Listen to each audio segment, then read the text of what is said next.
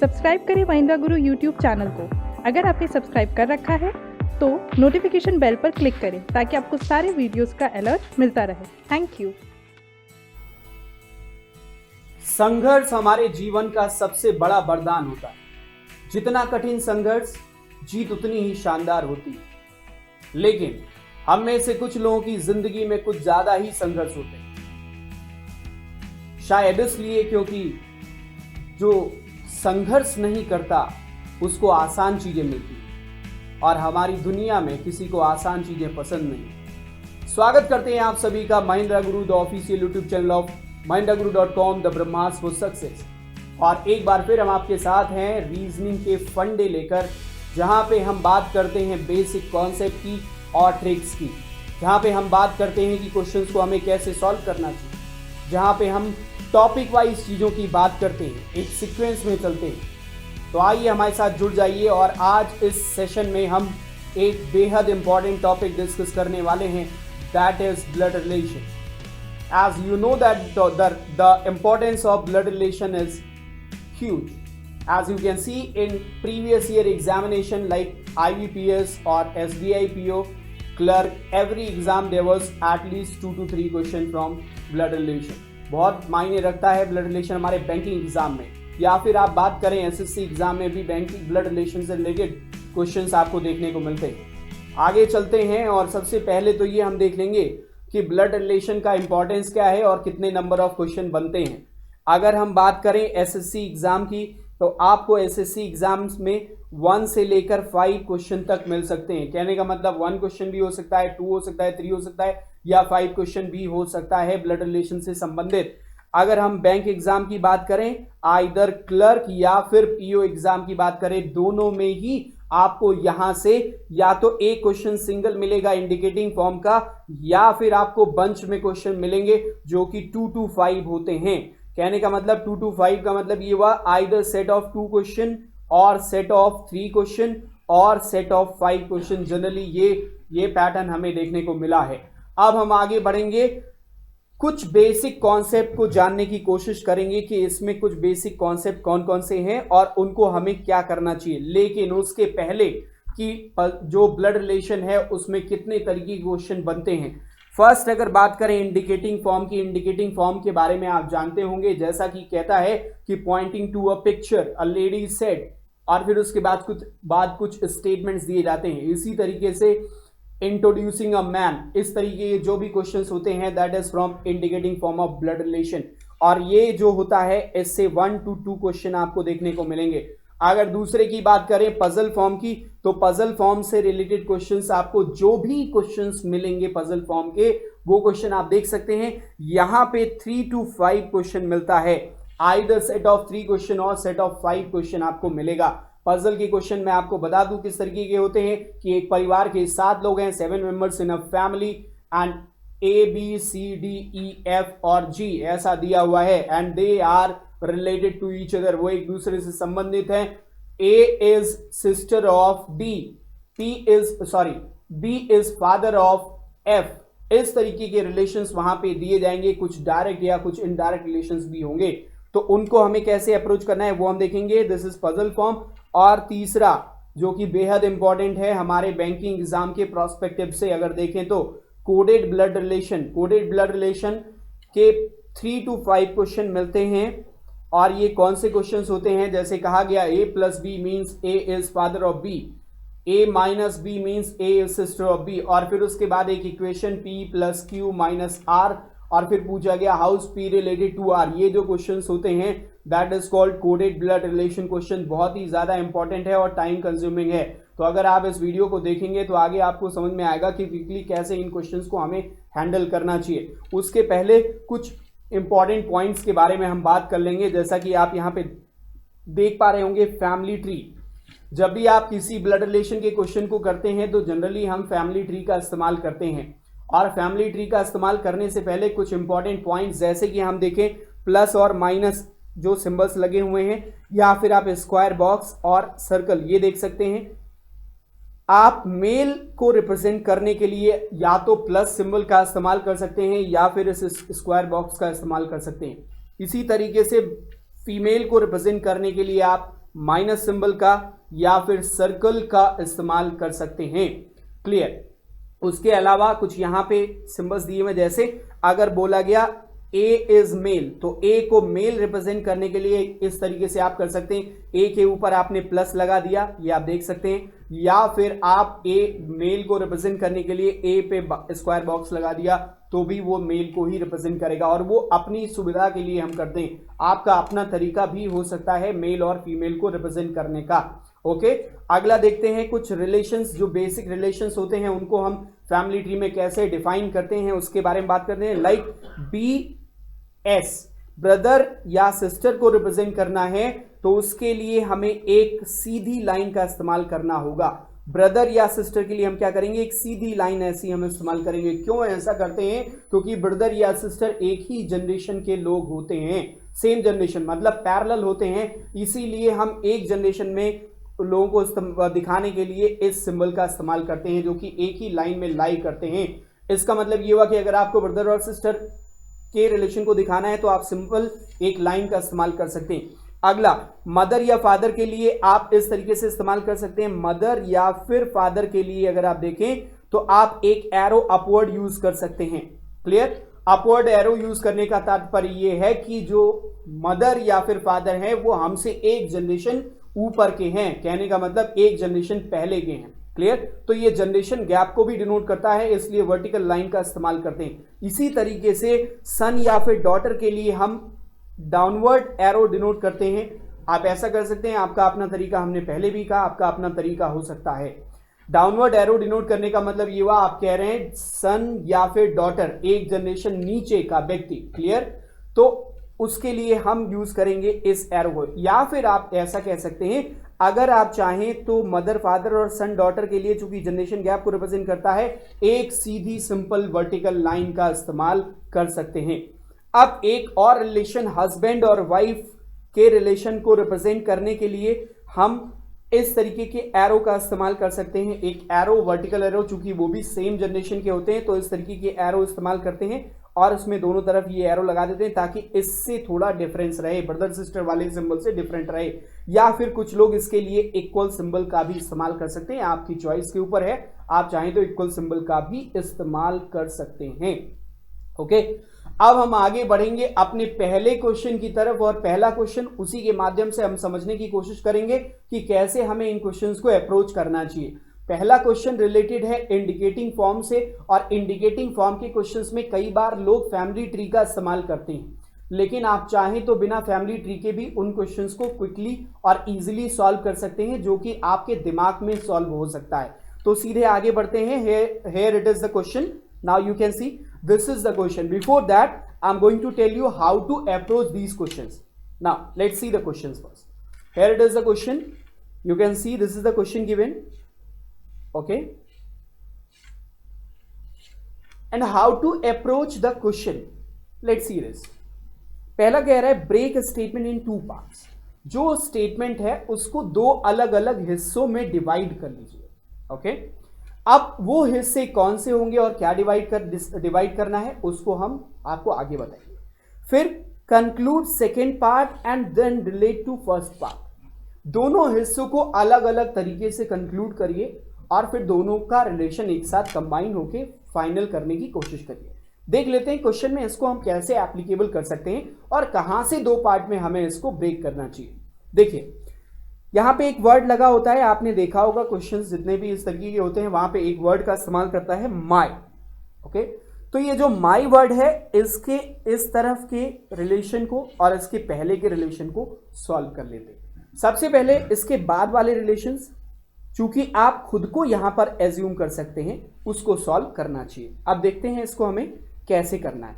Question में कह रहा है पॉइंटिंग टू अ फोटोग्राफ, एक फोटोग्राफ की तरफ इशारा करते हुए सचिन सेड, सचिन कहता है she is the grandmother of, she is the grandmother of, ये मेरे फादर्स सिस्टर सन, मेरे पिता के बहन का लड़का है, उसकी ग्रैंड मदर है। क्लियर? तो ध्यान रखिएगा इंग्लिश और हिंदी में बस इतना फर्क आएगा, हिंदी में माई के पहले वाले रिलेशन को पहले सॉल्व करते हैं, क्योंकि वो इंग्लिश में उसको बाद में लिखते हैं। She is the grandmother of my father's sister son. अब आप इस माई की जगह पे खुद को एज्यूम करिए, ना कि सचिन को। बहरहाल ये सचिन कह रहा है, फिर भी खुद को एज्यूम करिए, माई फादर्स सिस्टर्स और सन, ये कोई व्यक्ति है। ओके, तो कहता क्या है, she is the grandmother of हुम, grand mother of this person, she is the grandmother of this person. अब इस पर्सन का जो ग्रैंड मदर होगा, इसका मतलब इसकी माता का जो है वो की माता, इस व्यक्ति की मदर जो है वो इसकी ग्रैंड मदर कहलाएगी। अब आप देखिए, ये और ये दोनों क्या हैं, ब्रदर सिस्टर बने हैं, और इसकी मदर अगर ये है तो इसका मतलब इस प्लस वाले की भी मदर ये होगी। इसका मतलब जो ये व्यक्ति था, माई मतलब सचिन, उस सचिन की भी ये क्या है, सचिन के पिताजी की मदर है। इसका मतलब अगर सचिन के कजिन, ये देखिए एक ही लाइन में आ रहे हैं ये दोनों, इसका मतलब या तो ये कजिन होंगे या ब्रदर, रियल ब्रदर सिस्टर होंगे, लेकिन यहां पे रियल का कोई कॉन्सेप्ट नहीं क्योंकि अलग अलग पेरेंट हैं। उसका मतलब ये हुआ कि कजिन होंगे, और जब ये कजिन हुए तो अगर किसी कजिन का ग्रैंडफादर या ग्रैंड मदर है तो वो हमारा भी ग्रैंडफादर या ग्रैंड मदर बनेगा। अब उसमें क्वेश्चन कह रहा है, how is the women in the photograph related to Sachin. जो फोटोग्राफ में वुमेन है वो सचिन से कैसे रिलेटेड है। तो देखिए ये फोटोग्राफ में थी, ये जो लेडी थी ये फोटो में थी। ओके, तो ये लेडी फोटोग्राफ वाली लेडी सचिन के फादर की मदर है। इसका मतलब ये हुआ सचिन की भी क्या है, ग्रैंड मदर है।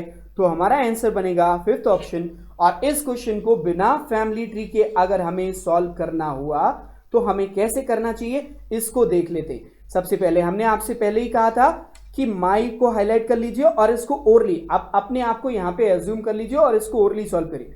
मेरे पिताजी की sister, my father sister means what, my aunt, paternal aunt, या फिर आप अपनी बुआ जी कह सकते हैं। और बुआ जी का सन वो मेरा कजिन होगा, तो बुआ जी का सन मेरा कजिन होगा, या फिर पैटर्नल आंट का सन वो क्या होगा, हमारा कजिन होगा। अब इसमें कह रहे हैं यहां से यहां तक का जो रिलेशन हमें निकला वो क्या निकला, कजिन निकला। इसको हमने लिख लिया। अब आगे देखिए, कह रहे she is the grandmother of my cousin. Clear. अब सिंप्लीफाई कर लिया हमने बात के स्टेटमेंट को। She is the grandmother of my cousin, मेरे कजिन की ग्रैंड मदर, तो वो हमारी भी ग्रैंड मदर होगी। तो इस तरीके से इस क्वेश्चन को आप ओरली सॉल्व कर सकते थे। इसका आंसर बनेगा फिफ्थ ऑप्शन, जो कि राइट आंसर है। अब हम आगे बढ़ेंगे, इसी से रिलेटेड हमारा अगला क्वेश्चन है। Pointing to a women, Nirmal said she is the only daughter of my wife's grand father's only child. आप इस क्वेश्चन को ओरली भी सॉल्व कर सकते हैं और आप चाहें तो इस क्वेश्चन को ड्रॉ भी कर सकते हैं।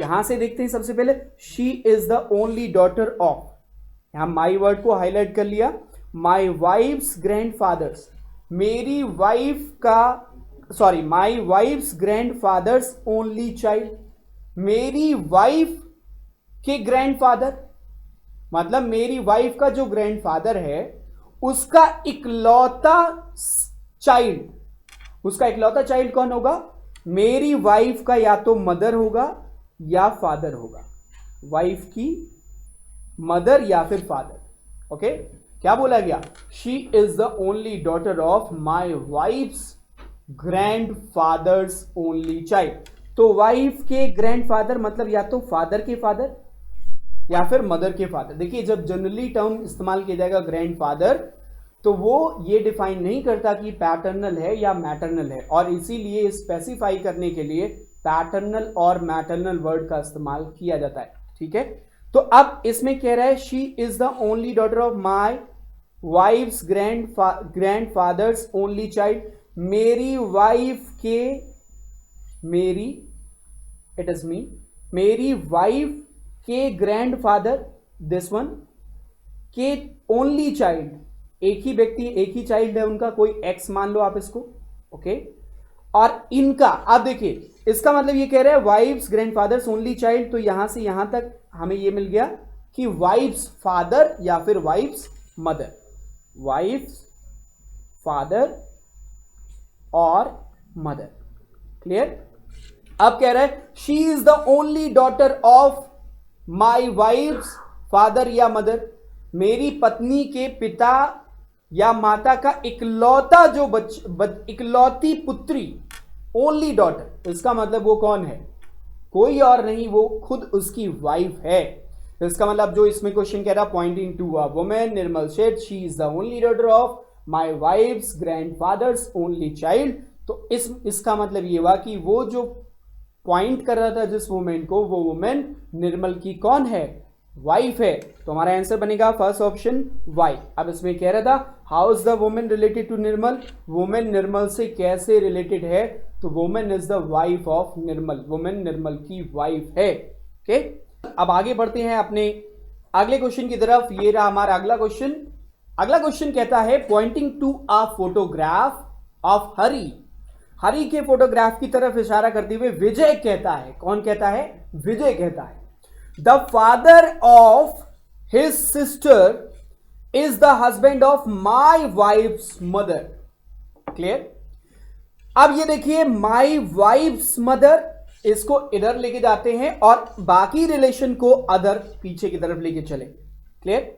मेरी वाइफ की मदर का हस्बैंड, इतना सॉल्व कर सकते हैं। मेरी वाइफ की मदर के हस्बैंड, सॉरी मदर का हस्बैंड। क्लियर? ये इतना रिलेशन हम सॉल्व कर सकते हैं एक तरफ। The father of his sister, उसकी बहन का जो पिता है, इसका मतलब ये वो उसका पिता। जैसे इस क्वेश्चन को अगर देखें, the father of his sister, कौन कह रहा है? पहले तो ये जानना जरूरी है। विजय कह रहा है, और किसके लिए कह रहा है? हरि के लिए कह रहा है। तो कह रहा है the father of his sister, मतलब हरि की सिस्टर का जो पिता है वो कौन होगा? हरि का खुद का पिता होगा। हरि की सिस्टर का पिता वो हरि का पिता होगा। अब कहता है जो ये हरि का पिता है, वो विजय कह रहा है कि मेरी वाइफ की मदर, मेरी वाइफ की मदर का हस्बैंड है। तो विजय की एक कोई वाइफ है, यहां पे मान लेते हैं, और इसकी मदर यहां पे कोई है, और इसका हस्बैंड कौन हुआ? ये व्यक्ति है। ओके, अब यहां पे पूछता है how is Vijay related to Hari, Vijay Hari से कैसे संबंधित है? तो हमारा आंसर सीधे सीधे दिख रहा होगा कि एक ही जनरेशन में ये लोग दिख रहे हैं, एक सीधी लाइन में। तो यहां पे आंसर बनना चाहिए ब्रदर इन लॉ। राइट? आप एक और बात को समझ लें कि हरि का जो पिता है वो विजय की वाइफ का भी पिता बन रहा है। आप देखिए, विजय की वाइफ की मदर का जो हस्बैंड है वो, इसका मतलब ये हुआ कि विजय की वाइफ का पिता है। ये विजय की वाइफ का भी पिता है और वो हरि का भी पिता है। इसका मतलब हरि और विजय की wife, these two are siblings, वो भाई बहन हैं। क्लियर? अब या फिर बहन बहन भी हो सकते हैं। यहां एक और बात है कि हरि का जेंडर हम नाम देख के क्लियर नहीं कर सकते हैं, क्योंकि ब्लड रिलेशन में हमें ऐसा नहीं करना चाहिए। अगर हम ऐसा करते हैं तो चांसेस हैं आपके गलत होने के। सिर्फ नाम से आप कभी भी जेंडर का जेंडर का को डिफाइन नहीं कर सकते। ओके, तो अब यहां पे क्वेश्चन था हमारा how is Vijay related to Hari. तो विजय का जेंडर क्लियर होना चाहिए, और विजय की अगर वाइफ है तो उसका मतलब विजय खुद क्या है? मेल है। तो अगर विजय मेल हुआ, इसका मतलब Vijay is the brother in law of Hari. लेकिन अगर इसी जगह पे सवाल ये होता how is Hari related to Vijay, तो चूंकि हरि का जेंडर हमें क्लियर नहीं है, we don't know the gender of Hari, तो हम उसका आंसर नहीं कर पाते। या तो हमारा आंसर होता ब्रदर इन लॉ, हरि विजय का या तो ब्रदर इन लॉ होता या फिर वो सिस्टर इन लॉ होता। करेक्ट? अब ये क्वेश्चन के बाद हम आगे बढ़ेंगे अपने अगले फॉर्म की तरफ, जो कि है puzzle form of blood relation. Blood relation के पजल फॉर्म के क्वेश्चंस को देखेंगे और इस क्वेश्चन को हमें कैसे सॉल्व करना चाहिए उसके बारे में भी समझेंगे। कहता है कि in a family of 13 member living, अगर आप वीडियो देख रहे हैं तो आप वीडियो को चाहे तो पॉज करके इस क्वेश्चन को अटेम्प्ट भी खुद से कर सकते हैं। Correct. In a family of 13 member living together, A is father of C. अब ये रिलेशन ये इन्होंने देना शुरू कर दिया है, कुछ रिलेशन डायरेक्ट हैं, कुछ इनडायरेक्ट दिए गए हैं। ओके, क्योंकि that's what all about the puzzle itself. Okay, अब कहता है in a family of 13 member living together, A is father of C. तो सबसे पहले ड्रॉ करते हैं, ए किसका फादर है? फादर के लिए हमने प्लस का इस्तेमाल किया, और किसका फादर है? सी का फादर है। हम चाहेंगे क्वेश्चन पूरी स्क्रीन पे आ जाए। A is the father of C and D. A किसका फादर है? सी और डी का फादर है। इसका मतलब सी और जो डी हैं, C and D are siblings. Siblings कहने का मतलब यह हुआ कि सी और डी दोनों ही जो है वो किसके बच्चे हैं? ए के। ओके, अब यहां पे सी और डी का जेंडर क्लियर हमें नहीं है। अगला स्टेटमेंट कहता है C and E are married couple. C की शादी किससे हुई है? ई से हुई है। And they have 2 daughters. अब देखिए यहां पे सी और ई अगर मैरिड है तो मैरिड के लिए हम ये सिंबल इस्तेमाल कर रहे हैं, आप चाहे तो इक्वल भी इस्तेमाल कर सकते हैं। और दे हैव 2 डॉटर्स, इनकी 2 डॉटर्स हैं, एच एंड आई। ओके, इनकी 2 डॉटर्स हैं, एच और आई, तो ये फीमेल है, इसके लिए आप माइनस सिंबल का इस्तेमाल कर सकते हैं। क्लियर? या फिर आप चाहें तो सर्कल यूज कर सकते हैं। ई और सी में कौन मेल है कौन फीमेल है इसका भी हमें पता नहीं है, लेकिन आगे बढ़ते हैं। They have 2 daughters, H and I. अगला कहता है C is the brother of D. C किसका भाई है? सी भाई है, इसका मतलब सी इज मेल। और जैसे ही पता चला सी मेल है, इसका मतलब हुआ ई जो है वो फीमेल है। सी अगर मेल हुआ तो ई उसकी वाइफ हो जाएगी। अब ध्यान रखें, G is the sister of F and daughter of P who is mother of are.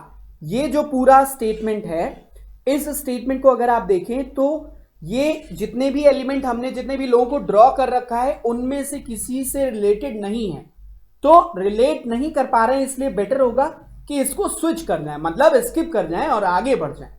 अगला कहता है N is grandfather of K who is not the son of D and G. अब इसको भी हम अभी ड्रॉ नहीं कर रहे हैं क्योंकि कंफर्म नहीं है।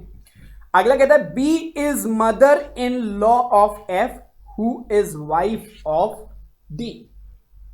B is mother in law of F who is wife of D, इसका मतलब डी से रिलेट कर गया। और who is wife of D लिखा हुआ है, इसका मतलब ये एफ के बारे में है ये स्टेटमेंट। इसका मतलब F is the wife of D. F किसकी वाइफ है? डी की वाइफ, मतलब फीमेल, तो डी उस कंडीशन में मेल हो जाएगा। क्लियर? अब देखिए उसके आगे पढ़ते, B is mother in law of F. F की मदर इन लॉ होने का मतलब हुआ कि एफ के हस्बैंड जो कि डी हैं उनकी मां। तो डी के पिता कौन है? ए हैं, तो डी की मां इनके साथ ही आएंगी। और यहां पे इसका मतलब ये हुआ कि बी अब इस तरीके से रखेंगे तो B will be mother in law of F. B F की मदर इन लॉ बन जाएंगी। करेक्ट? आगे बढ़ते हैं। अब पीछे जो स्टेटमेंट हमने स्किप किया था उस पर चलते हैं, क्योंकि एफ ड्रॉ हो गया। और अगर ये स्टेटमेंट जो आपने देखा G is sister of F, इसमें एफ से रिलेशन है तो उसको ड्रॉ कर सकते हैं। G is sister of F. G F की सिस्टर है, फीमेल है। और सिस्टर के लिए हमने ब्रदर सिस्टर के लिए एक सिंपल सी लाइन ड्रॉ की है। Correct? G is the sister of F and daughter of P. G किसकी डॉटर है? पी की डॉटर है। तो अगर जी जो है वो पी की डॉटर हो गई, ध्यान रखिएगा एंड जो कंजंक्शन होता है वो फर्स्ट पर्सन जो कि यहां पे जी है उसके बारे में बात करता है, लेकिन हु कंजंक्शन सेकेंड पर्सन, यहां पे फर्स्ट पर्सन बी था आखिरी स्टेटमेंट में अगर देखें, और सेकेंड पर्सन एफ था, तो एफ के बारे में बात करता है, हु के जस्ट पहले आने वाला। लेकिन एंड जो कंजंक्शन है वो हमेशा इस व्यक्ति फर्स्ट पर्सन के बारे में बात करता है। तो कह रहा है G is daughter of P। G अगर P की डॉटर है इसका मतलब F भी P की डॉटर बनेगी। क्लियर? क्योंकि G और F these two are siblings. Okay, अब आगे बढ़े तो फिर कहता है daughter of P who is, इसका मतलब P के बारे में कह रहा है, इसका मतलब ये कह रहा है P is mother of R। P mother है, इसका मतलब सीधे P is female. P female हो गई और P किसकी मदर है? पहले से ही दिख रहा है P जो है F और G की मदर है, और ये कह रहे हैं R की भी मदर है। P R की भी मदर है, इट मींस R यहां पे आ जाएगा। और लेकिन यहां पे R का जो जेंडर है that is not clear, R का जेंडर क्लियर नहीं। ओके, अब एक और लाइन हमने छोड़ी थी जो कि ये थी, आप देखें, N is grandfather of K। N किसका ग्रैंड फादर है? K का। तो K फादर या फिर K की मदर का जो फादर होगा वो क्या बनेगा? ग्रैंड फादर बनेगा। तो कहता है N is grandfather of K who is not the son of D and G, जो कि D और G का सन नहीं है। तो किसके बारे में कह रहे? K के बारे में कह रहे। K is not the son of D and G। इसका मतलब इस चीज को जो ये हमने बनाया है इसको हम कहां रख सकते हैं इस पूरे परिवार में? आप देखें तो G के साथ रख नहीं सकते क्योंकि D और G के लिए मना किया गया है। D और G का सन वो नहीं है। D का सन नहीं है तो वो F का भी सन नहीं होगा और G का भी सन नहीं होगा। एक और बात ऊपर कही गई थी कि E और C की दो डॉटर हैं, दे हैव टू डॉटर्स। हो सकता है कि C जो है K जो है वो E और C का सन हो जाए, यहां पे K कहीं आ जाए। लेकिन जैसे ही K आप यहां लाएंगे तो K का फादर मान लो C हो गया, और फिर कह रहे हैं उसका फादर कौन है? उसका K के फादर का फादर N है, ऐसा बोला गया। इसका मतलब यहां पे N है, जबकि हमें पता है कि इस कंडीशन में अगर K को हमने यहां रखा तो K का फादर C बनेगा और C का ऑलरेडी फादर A है। इसका मतलब यहां पे भी नहीं रख सकते। करेक्ट? तो अब इस परिवार में एक जगह जो हमें मिलती है R के साथ, चूंकि R न्यूट्रल है, R का जेंडर अभी डिसाइड नहीं है, तो अगर K जो है वो R का सन या डॉटर हो जाए और फिर N उसका फादर हो जाए, R का फादर N हो जाए, तो N यहां चला आएगा। पॉसिबल है, लेकिन ध्यान रखिएगा ये एक एजम्पशन बेसिस पर ही है। क्लियर? क्योंकि और कोई हमें क्लू इस पूरे स्टेटमेंट में नहीं मिल रहा है।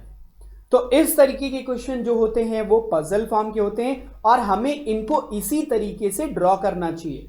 सिंप्लीफाई करते हुए आप आगे बढ़िए तो आप आसानी से इसको ड्रॉ कर सकते हैं। अब जो हमारा वीडियो का आखिरी जो पार्ट है दैट इज कोडेड पार्ट, वो बहुत अच्छा है, आप इसको देख सकते हैं। इन क्वेश्चंस के लिए ज्यादातर हम में से लोग फैमिली ट्री का इस्तेमाल करते हैं, लेकिन यहां पे हमें फैमिली ट्री का इस्तेमाल नहीं करना। करेक्ट? अब पहले तो एक फैमिली ट्री के माध्यम से इसको बनाना सीख लेते हैं कि कैसे ड्रॉ करते हैं।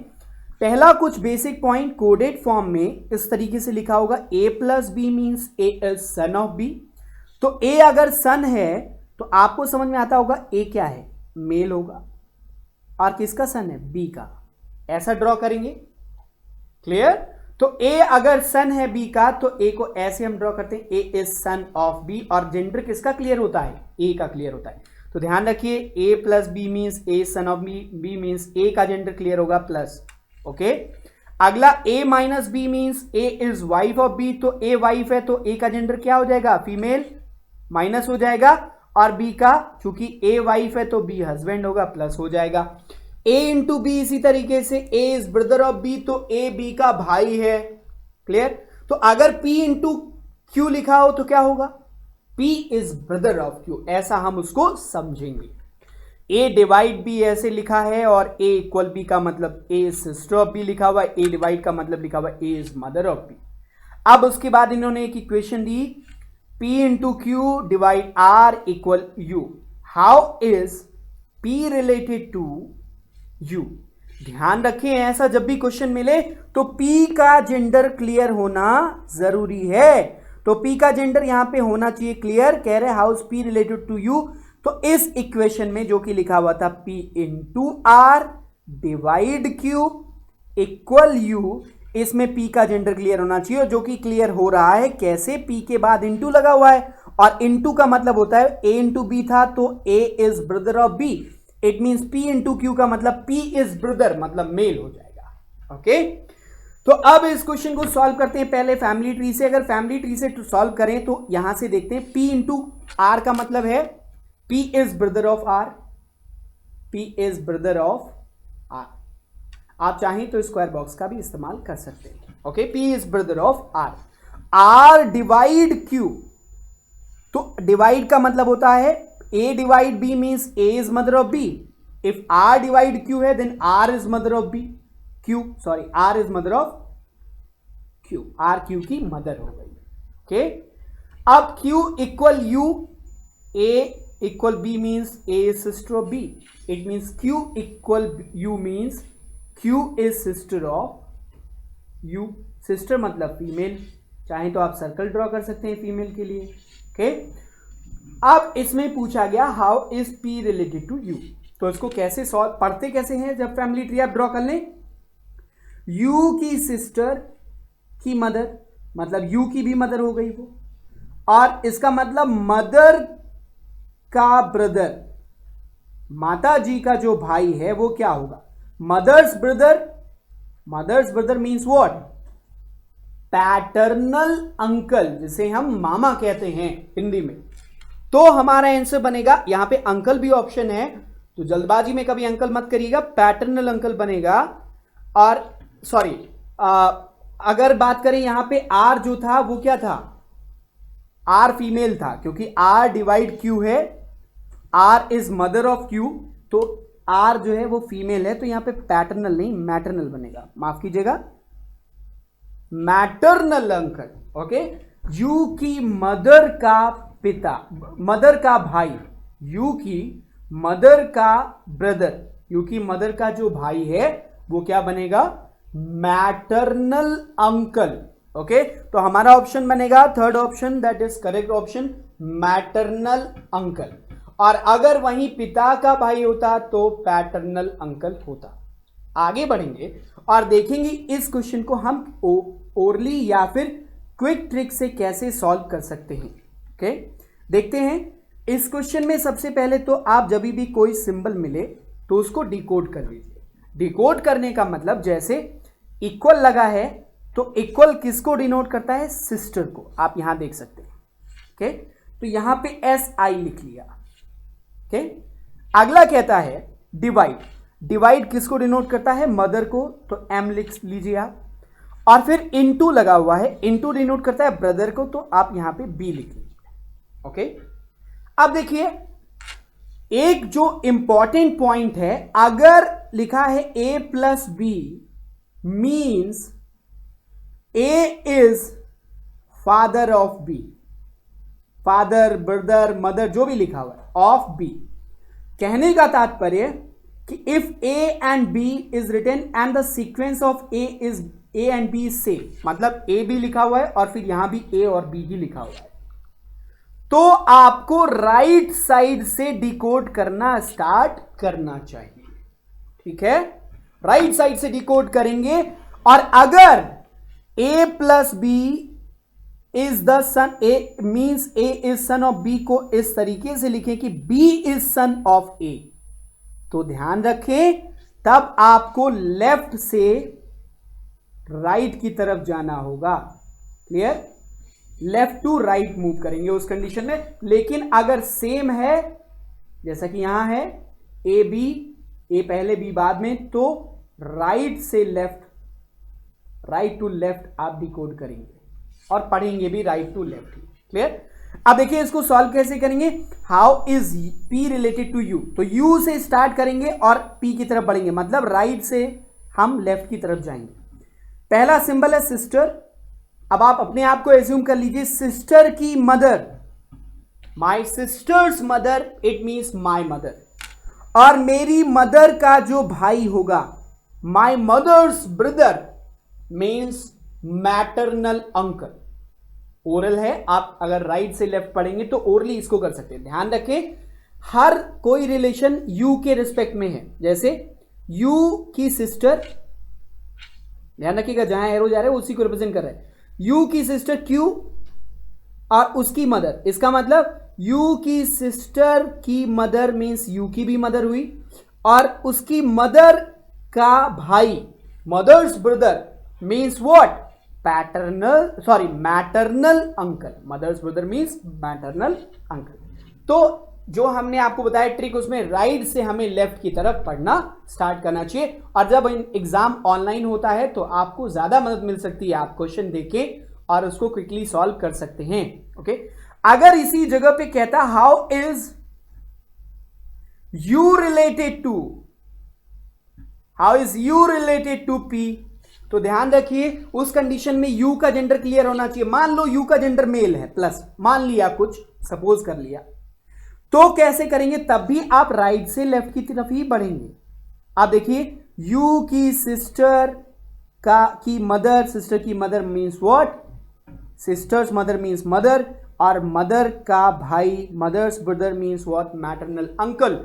और अब ये अंकल है तो ये जो यू है या तो नीज होगी या फिर नेफ्यू, भतीजा या फिर भांजा। क्लियर, या तो नीज होगी या फिर नेफ्यू होगी। ओके, तो अब इस तरीके से आप रिलेशन को रिवर्स कर देंगे, पढ़ेंगे राइट साइड से। अब देखते हैं अगले क्वेश्चन में, जो अभी हमने बात की थी आपसे कि अगर a प्लस बी में b को पहले और a को बाद में रिलेशन कुछ उल्टा लिखा हुआ है, तो हमें क्या करना है, लेफ्ट साइड से राइट साइड में बढ़ेंगे।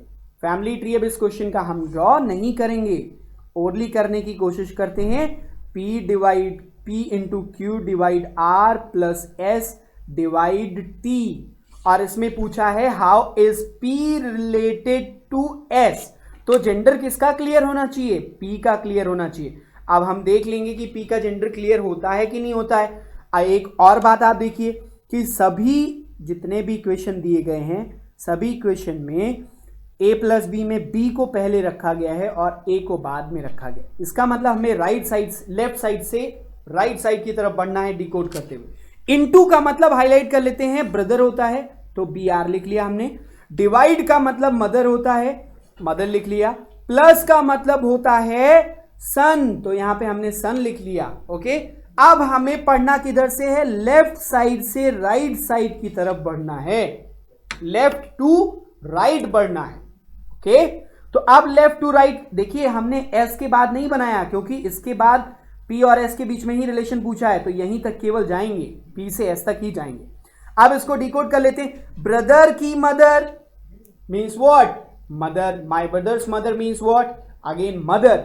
और मदर का सन, मेरी मदर का जो सन होगा वो क्या होगा, my mother's son means what, my brother. मेरी मां का जो सन है वो भी क्या होगा, मेरा भाई होगा। क्लियर, इसका मतलब हुआ S is brother of P। अब एक बात हमें समझ में आ गई कि P का जेंडर तो क्लियर नहीं है, तो P मेल भी हो सकता है और फीमेल भी हो सकता है। अगर P मेल हुआ तो P क्या होगा, S का भाई हो जाएगा, और अगर P फीमेल हुआ तो P S की बहन हो जाएगी। तो यहां पे हमें इन पांचों ऑप्शन में से देखिए, पांचवें ऑप्शन में लिखा हुआ है कि सन या डॉटर, जबकि यहां पे सन या डॉटर नहीं बनेगा, ये ऑप्शन भी कैंसिल हो गया। डॉटर ये भी नहीं बनेगा, सन नहीं बनेगा, अंकल नहीं बनेगा, और ब्रदर भी नहीं बनेगा। ओके, तो यहां पे एक ऑप्शन होना चाहिए था, इस सन या डॉटर की जगह पे होना चाहिए था आइदर ब्रदर और सिस्टर। क्लियर, वापस एक बार आप देख लीजिएगा इस क्वेश्चन को कैसे हमें सॉल्व करना है। लेफ्ट साइड से राइट साइड में चलेंगे जब उल्टा दिया हो, बी ए हो गया, यहां पे ए बी था। क्लियर, तो लेफ्ट से राइट की तरफ बढ़ेंगे। और अब इनटू का मतलब होता है ब्रदर, हमने यहां पे ब्रदर लिख लिया। उसके बाद डिवाइड का मतलब होता है मदर, हमने यहां पे मदर लिख लिया। और फिर उसके बाद प्लस का मतलब होता है सन। अब देखिए, भाई की मदर मींस मदर, पी के रिस्पेक्ट में सारी बात हो रही है। पी के भाई की मदर मींस पी की मदर, और पी के मदर का सन मतलब ये हुआ P का अगेन भाई, इसका मतलब S भी क्या है, P का भाई है। तो S अगर P का भाई है तो P क्या हो जाएगा, P उसका या तो भाई होगा या फिर बहन होगी। तो यहाँ पे हमारा आंसर बनेगा फिफ्थ ऑप्शन, ये कैंसिल कर लीजिएगा, यहाँ पे बनना चाहिए फिफ्थ ऑप्शन आइदर ब्रदर और सिस्टर, राइट। अब अगले क्वेश्चन की तरफ बढ़ेंगे। हमारे नेक्स्ट क्वेश्चन में कुछ ऐसा दिया हुआ है, how's T related to Q. हम चाहेंगे कि इस क्वेश्चन को आप सॉल्व करें और कमेंट बॉक्स में इस क्वेश्चन का आंसर टाइप करें, क्योंकि हम उम्मीद करते हैं कि आपको अगर ये ट्रिक समझ में आ गई तो आप इस क्वेश्चन को सॉल्व कर सकते हैं।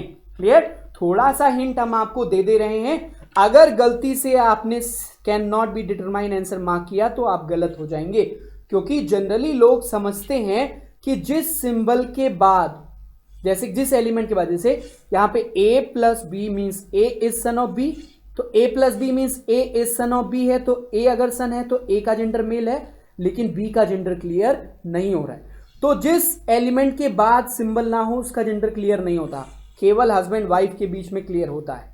क्लियर। तो अब ये अगर कह रहा है कि टी का जेंडर क्लियर नहीं होगा तो ध्यान रखिएगा टी का जेंडर क्लियर हो जाएगा। एक हिंट मैं आपको दे रहा हूं, देखिए हमेशा ध्यान रखिएगा मदर फादर, बीच में ये ऑप्शनल है ब्रदर सिस्टर, और आखिर में सन या फिर डॉटर। अगर किसी तीन रिलेशन का सीक्वेंस ऐसा है, या तो ये हो या फिर ऐसा भी हो सकता है ब्रदर सिस्टर स्किप हो जाए, मदर फादर और उसका अगला रिलेशन सन या डॉटर में से कोई हो, अगर ये सीक्वेंस है तो पहले और आखिरी एलिमेंट के बीच में हस्बैंड वाइफ का रिलेशन बनता है। अगर यहां पे आप देखें तो यहां पे प्लस दिया हुआ है और प्लस का मतलब है सन। क्लियर। इनटू का मतलब है ब्रदर, और उसके पहले डिवाइड का मतलब है मदर। अब आप देख सकते हैं क्यू और टी के बीच में यही सीक्वेंस मिला, मदर फादर, ब्रदर सिस्टर और सन डॉटर। तो ज्यादातर लोग हमसे में से कहते हैं कि टी के बाद कोई सिंबल नहीं, टी का जेंडर क्लियर नहीं होगा, और इसके पहले हस्बैंड वाइफ का भी रिलेशन नहीं, तो जेंडर क्लियर ही नहीं हो पाएगा। तो सी एंड डी आंसर मार्क कर देते हैं। अब इतने हिंट के बाद हम चाहेंगे कि आप इसको सॉल्व करें और इस क्वेश्चन का आंसर करें। हमने इनफैक्ट रिलेशन भी लिख दिया है, आप चाहेंगे तो इसको सॉल्व कर सकते हैं। कमेंट बॉक्स में इसका आंसर जरूर टाइप करें।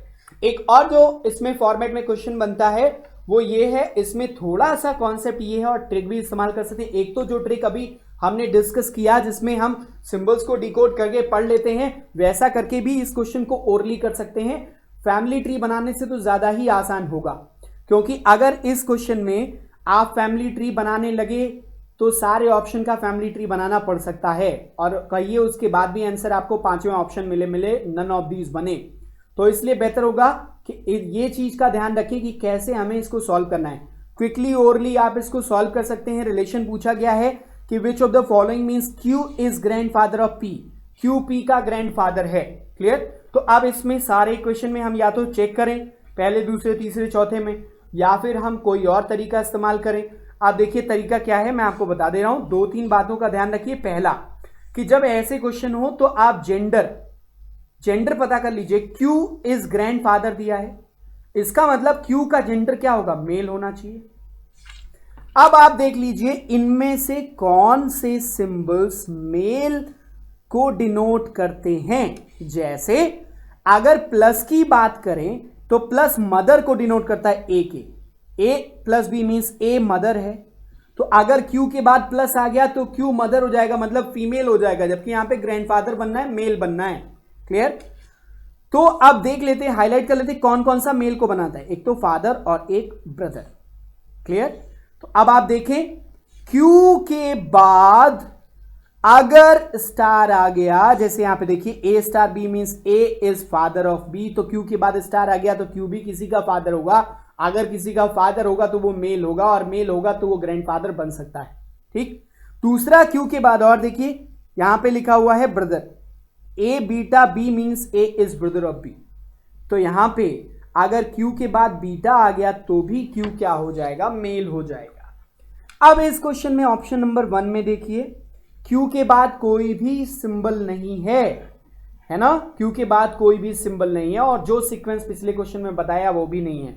क्यू के बाद सिंबल नहीं है तो क्यू का जेंडर यहां क्लियर नहीं हो रहा, तो ये तो कैंसिल हो गया। चौथे ऑप्शन को देखें, यहां पे भी क्यू का जेंडर क्या हो गया, कैंसिल हो गया, क्योंकि आप देख सकते हैं क्यू के बाद कोई भी तरीके का सिंबल यहां पर नहीं दिया गया है। अब हमारे पास सेकंड और थर्ड ऑप्शन ऐसा मिलता है जहां पे क्यू मेल बन रहा है। आप देखिए सेकंड में क्यू के बाद स्टार लगा हुआ है और थर्ड में क्यू के साथ बीटा लगा हुआ है, दोनों में ही क्यू मेल बन रहा है। क्लियर? अब कौन सा आंसर हमारा बनेगा ये देखने के लिए हमें क्या करना चाहिए, जेंडर तो क्लियर हो गया। अब आपको दूसरा जो एलिमिनेट करने का ऑप्शन है जनरेशन गैप, क्या करेंगे, जनरेशन गैप। ओके, अब जनरेशन गैप, ग्रैंडफादर का मतलब क्या होता है, फादर्स फादर, मतलब 2 जनरेशन का गैप, या फिर मदर्स फादर, वो भी तो हो सकता है, मदर्स फादर भी तो हो सकता है, 2 जनरेशन का गैप। अब सेकेंड ऑप्शन में देखते हैं, तो ध्यान रखिए जनरेशन गैप के कौन कौन से रिलेशन होते हैं, फादर मदर, ये जनरेशन गैप क्रिएट करता है। इसी तरीके से सन और डॉटर भी एक एक जनरेशन गैप क्रिएट करता है। तो अब आप देखें सेकेंड ऑप्शन में स्टार लगा हुआ है 2 बार और स्टार डिनोट करता है फादर को, इसका मतलब 2 बार तो फादर हो गया, 2 जनरेशन गैप हो गया। फिर बीटा लगा हुआ है, बीटा किसको डिनोट करता है, ब्रदर को डिनोट करता है, तो इसका मतलब अभी यहां पे 2 ही जनरेशन गैप है, तो पॉसिबल है आंसर बन जाए। अब थर्ड ऑप्शन में देखते हैं, तो दूसरा ऑप्शन तो पॉसिबल है, तीसरा ऑप्शन देखते हैं, क्यू के बाद बीटा मतलब क्या हुआ, ब्रदर, और फिर से बीटा मतलब अगेन ब्रदर, और फिर स्टार मतलब फादर। आप देखिए एक ही फादर वाला रिलेशन है, मतलब एक ही जनरेशन गैप वाला सिंबल है, और जनरेशन गैप वाला सिंबल कौन सा है, स्टार है। तो यहां पे एक ही स्टार दिया हुआ है, इसका मतलब ये हुआ कि यहां पे पी और क्यू के बीच में सिर्फ एक जनरेशन गैप है, तो ये आंसर हमारा बन नहीं सकता। तो अब सिर्फ सेकंड ऑप्शन बनता है, और सेकंड ऑप्शन को आप अपने तरीके से, जो भी हमने तरीका बताया था उस तरीके से चेक कर सकते हैं, Q star N star M beta P. और इसको कैसे करेंगे देख लीजिए आप, इसमें सिंबल्स को आप डिकोड कर लीजिए, वापस लिख देते हैं थोड़ा बोल्ड ताकि आपको दिखाई दे, Q star N star M beta P. Okay, अब देखिए इसमें सब सिंबल को डिकोड कर लीजिए। बीटा का मतलब क्या हुआ, ब्रदर, और फिर उसके बाद स्टार का मतलब क्या हुआ, फादर, अगेन स्टार का मतलब फादर। अब देखिए ब्रदर के फादर, ब्रदर के फादर मींस हमारे फादर, या फिर कहें पी के फादर, पी के फादर का भी फादर मींस ग्रैंडफादर। तो पी के भाई का पिता पिता होगा, और पिता का पिता कौन होगा, father's father means what, grandfather. It means Q is the grandfather of P. तो आप इस तरीके से इन क्वेश्चंस को क्विकली सॉल्व कर सकते हैं। प्रैक्टिस करते रहिए, अगर आप प्रैक्टिस करेंगे तो इसमें आप अपनी तरफ से चीजें भी ऐड ऑन कर सकते हैं, क्योंकि ये सारी चीजें जो भी दी जा रही है हमारी तरफ से, हमारे हिसाब से, हमारी रिसर्च के हिसाब से, तो इसमें लेकिन ये सब जगह एप्लीकेबल हो जाएंगी। आप चाहें तो इसमें और एडवांस कर सकते हैं। अगर आप जितना आप प्रैक्टिस करेंगे उतनी नई चीजें आप सीखेंगे, और आपके खुद अपने अलग से मेथड या ट्रिक भी हो सकते हैं। तो उम्मीद करते हैं आपको ये सेशन पसंद आया होगा, और लास्ट में जाते जाते इस वीडियो को लाइक करना मत भूलिए। अगर आपको पसंद आया है तो कमेंट करिए, जो क्वेश्चन हमने पूछा है उसके बारे में कमेंट कर सकते हैं, या आप हमारा फीडबैक भी दे सकते हैं। शेयर करना मत भूलिएगा, अगर आप शेयर करेंगे तो ज्यादा से ज्यादा लोग उसको देख पाएंगे। और अगर लास्ट में, अगर आप सब्सक्राइब यूजर अभी तक नहीं है हमारे इस चैनल के, तो आप सब्सक्राइब कर लीजिए, क्योंकि अगर आप एक बार सब्सक्राइब कर लेते हैं तो आपको सभी वीडियोस के नोटिफिकेशंस मिलते रहेंगे, और आप आसानी से सारे वीडियोस को देख सकते हैं। ओके, तो अभी के लिए हम आपसे अलविदा लेते हैं। कुछ टेक्निकल इश्यूज की वजह से हमने लाइव किया और फिर हम ऑफलाइन पे आ गए, क्योंकि हमें इस वीडियो को पोस्ट करना था।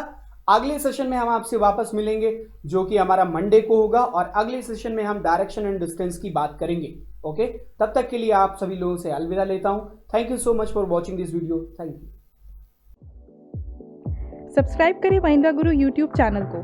अगर आपने सब्सक्राइब कर रखा है तो नोटिफिकेशन बेल पर क्लिक करें, ताकि आपको सारे वीडियोस का अलर्ट मिलता रहे। Thank you.